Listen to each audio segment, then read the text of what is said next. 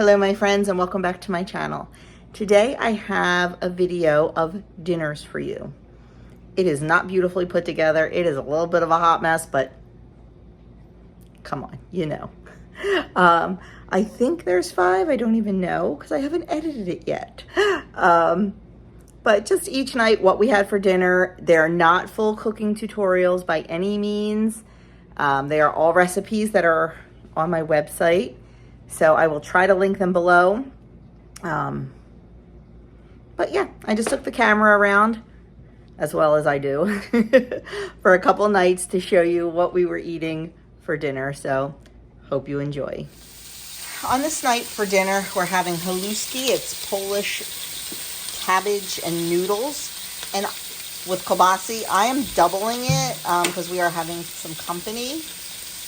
I need to separate the kielbasa. I didn't do that yet because I realized it's double is not going to fit in one pan.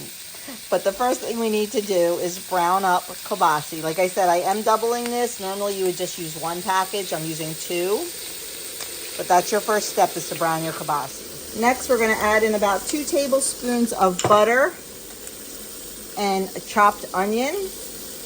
I generally only do a half an onion because we're not big onion lovers in this house, but you can put however much you want. We're going to stir that together and just let that cook until the onion is a little bit softened. Once the onion is softened, we're going to add in our cabbage carefully.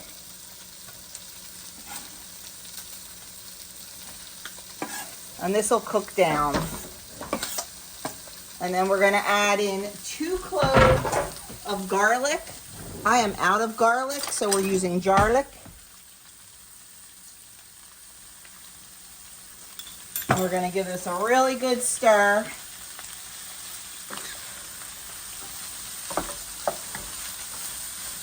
We're going to turn it down, cover it, and we're going to let it cook for about 20 minutes. Just want to make sure you give it a real good stir and scrape all those beautiful brown bits off the bottom. We're going to cover it and let it go. Okay, the next thing we're going to do is just add our noodles in. And like I said, I doubled this in 2 pots, so I'm only adding half. I am going to put it all in one thing to serve it, so it'll be fine if it's not completely even. I wish I had done more cabbage though. I really wish I had done more cabbage because the cabbage cooks down so much, but it'll be fine. So there it is. There's our haluski, and that's dinner on this night. Okay, dinner tonight is going to be copycat, I believe it's Chili's restaurant, Monterey chicken. So I have some chicken here and they were pretty thick, so I cut them in half horizontally and then pounded them down and placed them in my baking dish with salt and pepper. And now I'm just taking some ranch dressing that I made and I am spooning it over each chicken breast.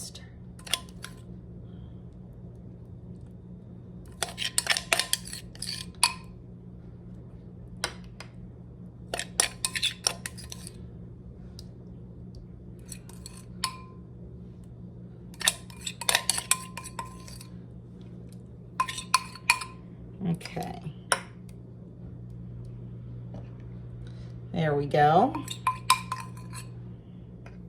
And we are just going to bake this in the oven for 30 to 40 minutes at 350 degrees until it is baked through. Then we're going to put a whole bunch of toppings on it and we're going to throw it under the broiler. So this is the main dish for dinner tonight. Our side dishes are going to be a vegetable and just some boiled buttered parsley potatoes. Okay, once our chicken's done in the oven, we're going to take it out and we're just going to add a little bit of barbecue sauce to each chicken breast. About a tablespoon or so. And if you are a Weight Watchers member or whatever you're doing for health or weight loss, you know, you can definitely tailor this to your needs. You can use a sugar-free barbecue sauce or keto barbecue sauce. I look for the ones for us that have the best ingredients, no seed oils and no artificial stuff. So definitely easy to tailor to your own dietary preferences. Okay, once we have that on there, we are going to add our crumbled bacon. This is some of our homemade bacon. I just cooked it up. We'll crumble it up.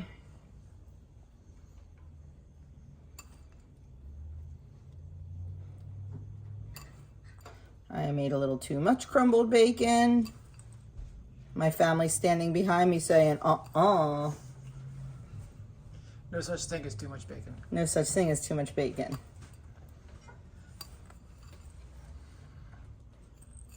Okay, we'll just use it all. And then on top of the bacon, we add, it's supposed to be Kojak cheese, Colby Jack. I don't have any. So we're just adding cheddar. And once again, you can use your cheese of choice. You can use turkey bacon. There's so many ways to change the nutritional information and the macros on this dish. Okay, now we're gonna pop it into the broiler, under the broiler for just a couple minutes, and whoops, keep your eye on it because it goes really, really quickly. I'm serving the chicken with these little potatoes, the Little Potato Company potatoes. I just boiled them till they were tender. I'm gonna cut them in half, put them in a bowl, and put in a little bit of butter and some seasoned salt, and serve them on the side, along with some steamed broccoli. The last thing you do is toss a few chopped tomatoes on top and also green onion, but we didn't have any green onion, so we're going without tonight. So there's dinner on this night. Copycat Chili's Monterey chicken served with potatoes and broccoli. Okay, dinner tonight. We are having, what is it called? Buffalo chicken pie. This is a recipe from Kim over at A Girl on Her Phone, who got it from Betty Crocker. So first thing we're gonna do, in a small bowl, we're gonna mix a 1/4 cup of blue cheese dressing. You can buy it or make your own. I happen to have some store-bought. I generally like to make my own, but honestly, mine is a lot more blue cheesy, and Adam doesn't like blue cheese, but if I use store-bought, he doesn't seem to notice. To our dressing, we're gonna add a 1/4 cup of Frank's Red Hot. You can do more or less to your taste. Next thing we're gonna add in is 3 ounces of cream cheese.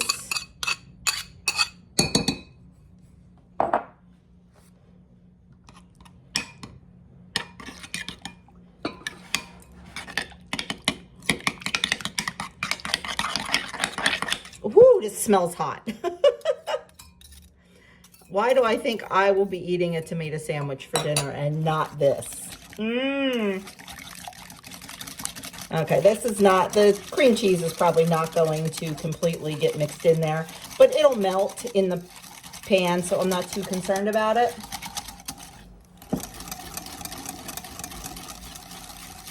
Okay.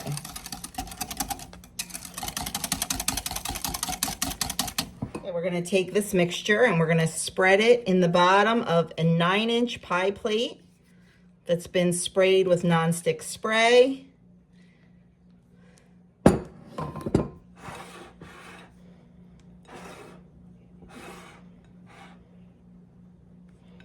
Okay, we'll spread that around.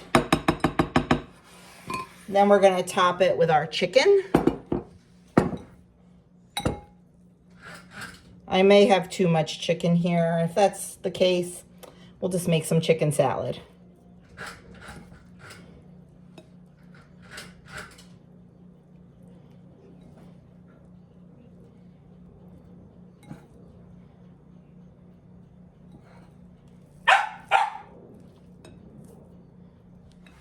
Okay, next thing we're going to do is a 1/2 cup of chopped celery. We're going to put that over the top.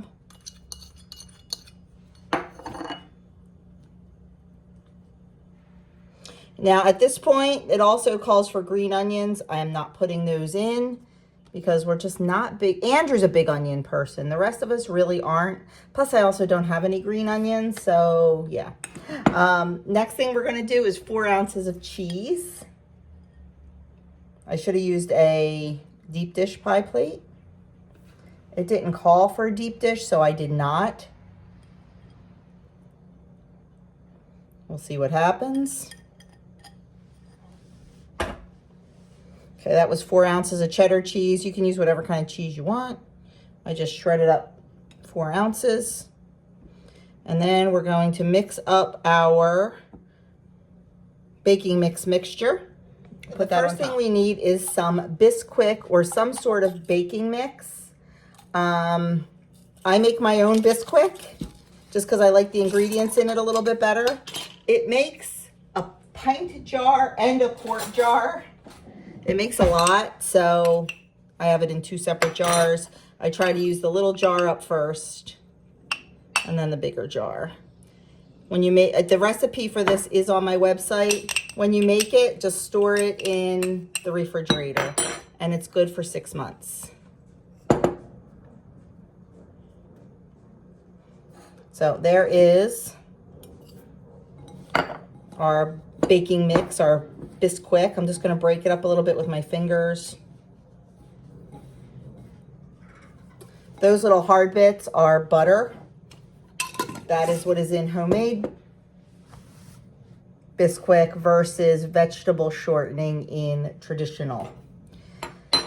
Okay, once we have our baking mix in, we are going to add in 1/2 teaspoon of salt. We're going to add in 1/4 teaspoon of black pepper.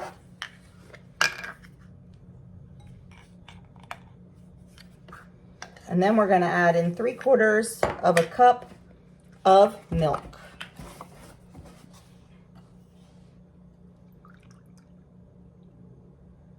I know this is not a liquid measuring cup, but it was sitting right next to me and that's what I'm using.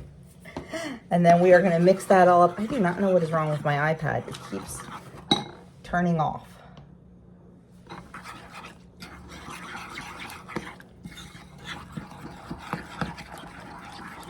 Okay, this is interesting. There's no eggs in this. I always have eggs in my impossible pie recipes. I hope I didn't forget it. I'm going to go look that up. Oh my goodness, I am so glad I looked. And I'm sorry if anybody made this and screwed it up because it has eggs. We're going to add 3 eggs into our mix.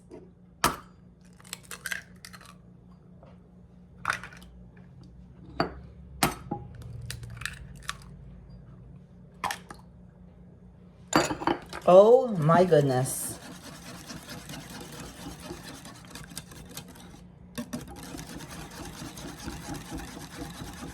Well, like I always say, I'm just a human. I'm a human who makes mistakes. Okay. Still would like to know why this keeps shutting off.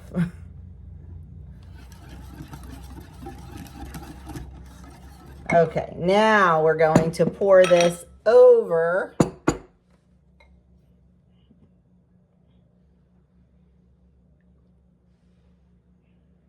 our pie plate. Oh, this just fits. I guess you could use, I'm just gonna push this in.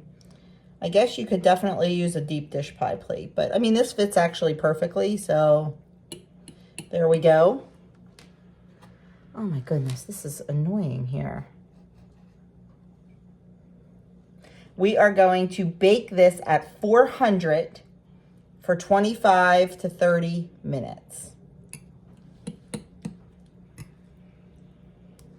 Just trying to make sure it's all got the goods in it.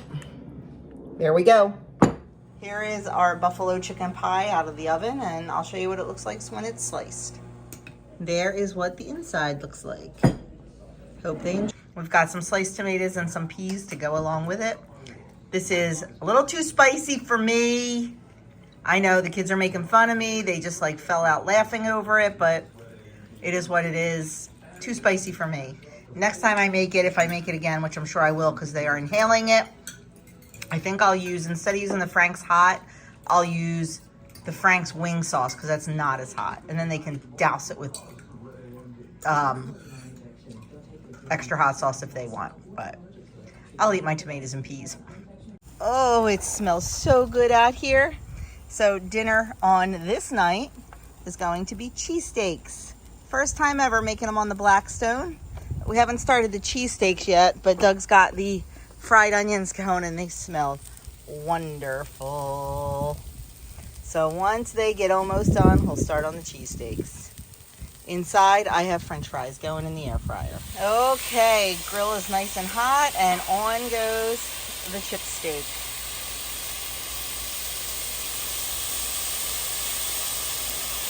This should cook pretty fast. You have to, the object is to just kind of keep moving it around so it cooks quickly and evenly.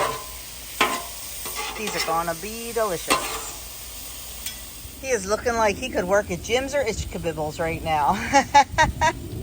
We'll find out. They're our favorite steak places, especially Jim's on South. That is the bomb. Everybody thinks Pat's and Gino's because they're the famous ones, but only tourists go to Pat's and Gino's.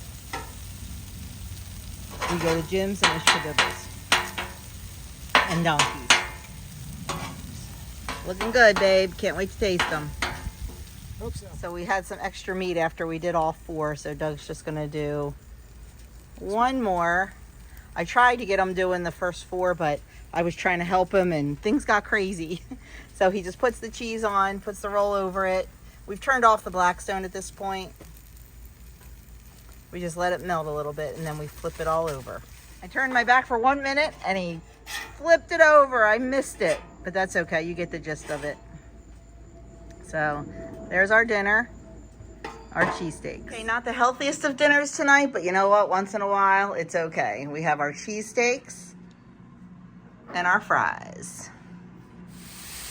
I have been doing so good with filming dinners all this week, and then womp womp, I dropped the ball tonight. So this is a super easy one. I took 4 pork chops, a little bit of oil in my cast iron. You can use any kind of pan. And I got them really, really nice and brown on some pretty high heat.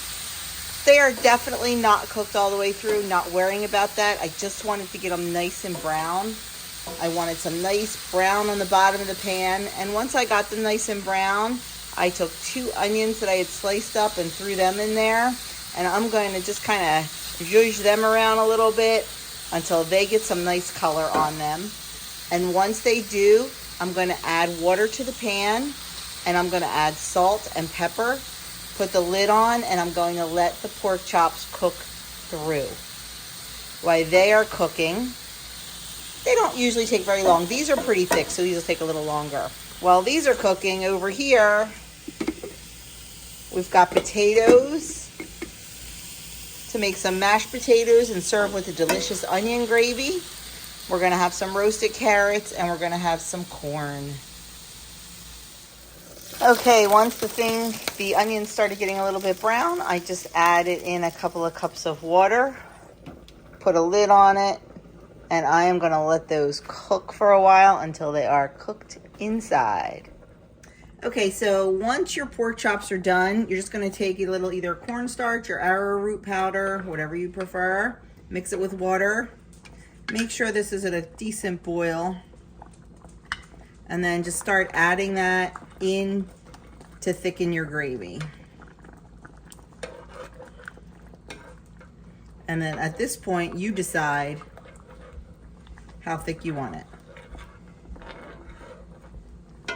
This is a quick, easy meal, especially if your pork chops are not super thick like mine were, that you can have on the table probably in about a half an hour. So, and it's delicious. It was the way my mama always made pork chops. So As much as I do them in different ways, this is one of my favorite. So that is it. I'll show it to you on the plate. And there is dinner. Mine is the carrots, which take more than a half an hour. The rest of the dinner, quick, easy, and on the table in 30 minutes. As long as you don't make the carrots. So that's it, friends. That is what we ate for dinner for the last couple of days. Hope it gave you some ideas, some inspiration. Hope you enjoyed it. And I will see you all in my next video.